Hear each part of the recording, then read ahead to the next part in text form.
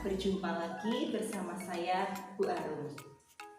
Sebelum kita ke materi, jangan lupa tekan tombol lonceng dan subscribe dulu ya.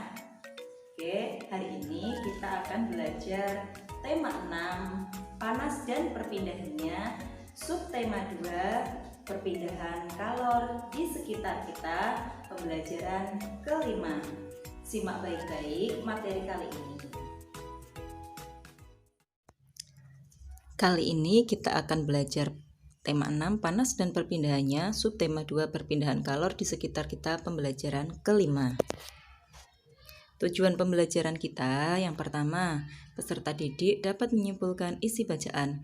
2. Peserta didik dapat menjelaskan perpindahan panas secara radiasi. 3. Peserta didik dapat menjelaskan pola lantai tari kreasi daerah.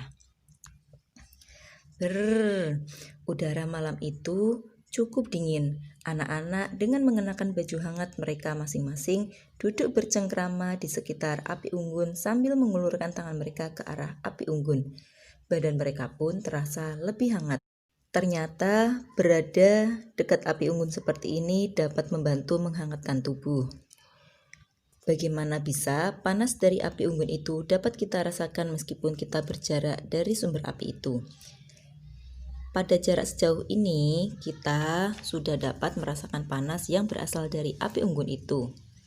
Sebelumnya, kita telah belajar tentang konduksi dan konveksi. Sepertinya, apa yang kita alami sekarang ini bukan contoh dari kedua cara perpindahan kalor itu. Mungkinkah ada cara perpindahan kalor lainnya? Nah, perpindahan kalor secara radiasi. Bagaimana panas matahari dapat sampai ke bumi? Kalor dari panas matahari tidak dapat berpindah secara konduksi karena udara yang terdapat dalam atmosfer termasuk konduktor yang paling buruk.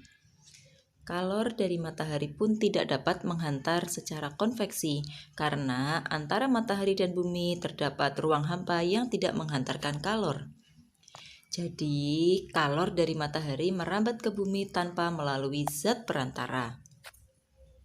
Proses perpindahan kalor yang tidak memerlukan zat perantara dinamakan radiasi. Dapatkah kamu memberikan contoh lainnya perambatan kalor secara radiasi? Ketika kamu dan temanmu pergi berkemah ke pegunungan, udara di pegunungan sangat dingin. Untuk menghangatkan badan, kamu perlu membuat api unggun. Nah, panas dari api unggun tersebut dapat sampai ke tubuhmu tanpa melalui zat perantara. Perpindahan panas seperti ini dikatakan secara radiasi. Pernahkah kamu pergi keluar rumah pada siang hari yang terik dengan menggunakan baju hitam? Apa yang kamu rasakan ketika kamu keluar rumah pada siang hari yang terik dengan menggunakan baju hitam? Badanmu akan terasa panas. Hal ini disebabkan warna hitam merupakan penyerap kalor radiasi yang paling baik. Benda-benda yang berwarna hitam lebih banyak menyerap kalor dan memantulkan sebagian kalor jika dibandingkan dengan benda-benda yang berwarna putih dan mengkilap. Sebaliknya, pada malam hari, orang yang memakai baju hitam merasa lebih dingin daripada orang yang mengenakan baju putih. Tahukah kamu mengapa hal ini dapat terjadi? Hal tersebut dapat terjadi karena pakaian yang berwarna hitam menyerap kalor yang dikeluarkan oleh tubuh. Saat kita mendekatkan tangan pada bola lampu yang sedang menyala, rasa panas lampu akan mempengaruhi tangan, sehingga tangan akan terasa panas. Hal ini menunjukkan bahwa rasa panas dari lampu dipindahkan secara radiasi atau pancaran. Menyimpulkan isi teks eksplanasi. Dalam sebuah bacaan tentunya terdapat kesimpulan. Sebuah kesimpulan diperoleh setelah menentukan hal-hal penting atau pokok pikiran pada bacaan. Kesimpulan merupakan informasi yang didapat dengan kemampuan sendiri setelah membaca keseluruhan bacaan. Kesimpulan dapat dibuat dengan menentukan kata kunci pada bacaan, menemukan keterhubungan dengan isi dan menggunakan kata tanya, apa, di mana, kapan, siapa, mengapa, dan bagaimana. Melalui kesimpulan, kita dapat membuat sebuah opini sesuai dengan isi bacaan. Nah, kalian bisa melakukan percobaan ini di rumah. Alat dan bahan yang butuhkan yaitu 1 batang lilin, korek api, dan penggaris. Yang pertama, nyalakan lilin dengan menggunakan korek api yang telah disiapkan. Kemudian yang kedua, dekatkan tanganmu ke nyala api pada jarak 2 cm. Gunakan penggaris untuk mengukur jarak. Hati-hati jangan sampai menyentuh api. Coba apa yang kamu rasakan dan catatlah. Ketiga, pindahkan tanganmu pada jarak 4 cm dari nyala api. Apa yang kamu rasakan? Catat ya.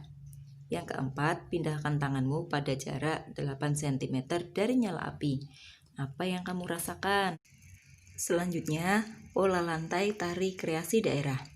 Pola lantai adalah garis-garis yang dilalui oleh seorang penari atau formasi beberapa penari. Berikut contohnya tari merak dari Jawa Barat menggunakan pola lantai horizontal. Tari jaipong dari Jakarta, pola lantainya horizontal dan melengkung. Tari manuk rawa dari Bali, pola lantainya diagonal. Cukup sekian, terima kasih. Demikian untuk pelajaran kita hari ini. Semoga kalian dapat memahaminya. Cukup sekian. Wassalamualaikum warahmatullahi wabarakatuh.